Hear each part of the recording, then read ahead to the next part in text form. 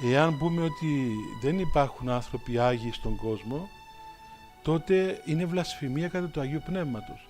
Διότι η Εκκλησία του Χριστού δεν είναι στο μοναχισμό. Η Εκκλησία του Χριστού είναι εν το κόσμο. Τι είπε ο Χριστός? Εγώ προσέρχομαι και ούτε εν το κόσμο εσύ. Στο μοναχισμό υπάρχει μια μικρή μερίδα. Μας το λέγει ο γέροντας ο Ιωσήφ αυτό, θυμάστε. Πώς είναι, λέει, οι μοναχοί? Μια μικρή μερίδα. Ο λαός του Θεού είναι εν τον κόσμο. Εκεί είναι ο λαός του Θεού. Πορεύεται μες στον κόσμο. Αλίμονο λοιπόν εάν η χάρη του Αγίου Πνεύματος περιοριζόταν σε έναν τόπο και σε έναν χώρο και σε έναν τρόπο. Δηλαδή βλασφημούμε το όνομα του Θεού. Το ότι ο μοναχισμός είναι ένας χώρος και τρόπος ιδιαίτερα ευνοϊκός για την πνευματική ζωή, μάλιστα, ναι, όντως. Γι' αυτόν τον επέλεξαν οι πατέρες, γι' αυτός υπάρχει στην Εκκλησία. Γι' αυτό είναι καύχημα και δόξα της Εκκλησίας ο μοναχισμός. Αλλά δεν είναι ο μόνος χώρος. Και είναι γεγονός ότι επειδή συνεχώς όλα τα βιβλία προβάλλουν γέροντες, ασκητές, ασκήτριες, μοναχούς, μοναχές κτλ. Μπορώ να πω ότι μπήκε και μέσα στην συνείδηση του λαού του Θεού ότι για να είσαι Άγιος πρέπει να είσαι μοναχός.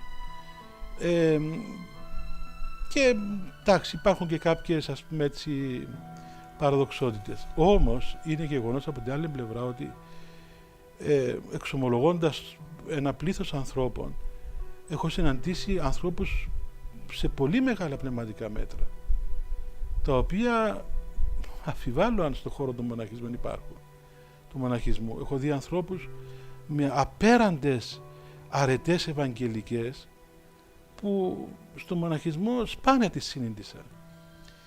Και στον χώρο των αρχιερέων ακόμα, που παλαιότερα και εγώ πριν γίνω επίσκοπος και δεν ήξερα αρχιερείς, έβλεπαμε με μια προκατάληψη τους επισκόπους.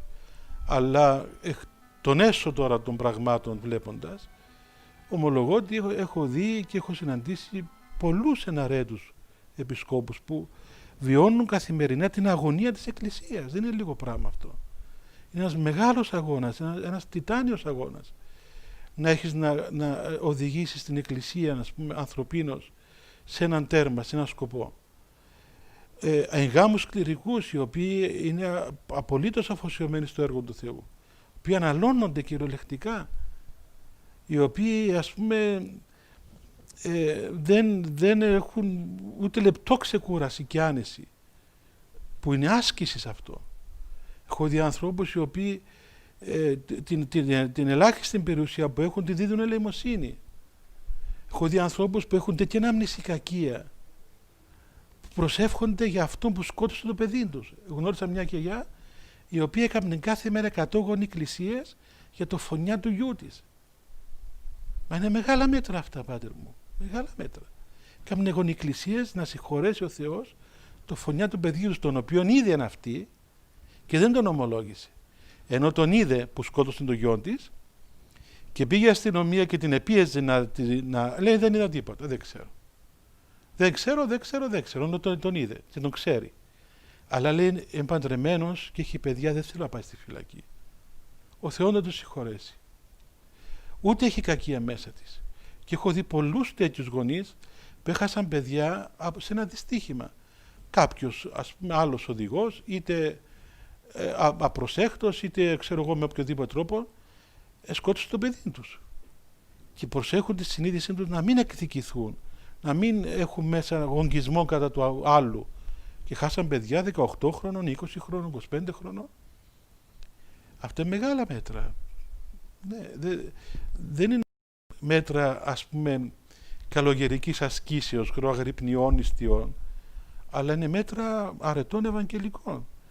Όταν έχουμε δει νέα παιδιά, έχω ένα παιδί που έβλεπα στη Λεμεσό, που όλη τη μεγάλη Σαρακοστή τρώγε μία πατάτα και μία ντομάτα κατά την ημέρα. Γιατί έτσι νόμιζε ότι πρέπει να νηστέψει. Ήταν αστυνομικός, όλη μέρα δούλευε, παντρεμένος με 3 παιδάκια. Ποιος από εμάς τους μοναχούς? Εμείς κάνουμε τα καλύτερα λάδωτα, ξέρω εγώ, 1000 πράγματα. Και εκείνος έβγαλε μια Σαρακοστή έτσι. Έχει μεγάλη αρετή στον κόσμο και κρυμμένη. Μα είναι η Εκκλησία του Χριστού αυτή. Αλλήμον αν η Εκκλησία του Χριστού περιοριζόταν σε ένα συγκεκριμένο γεωγραφικό χώρο.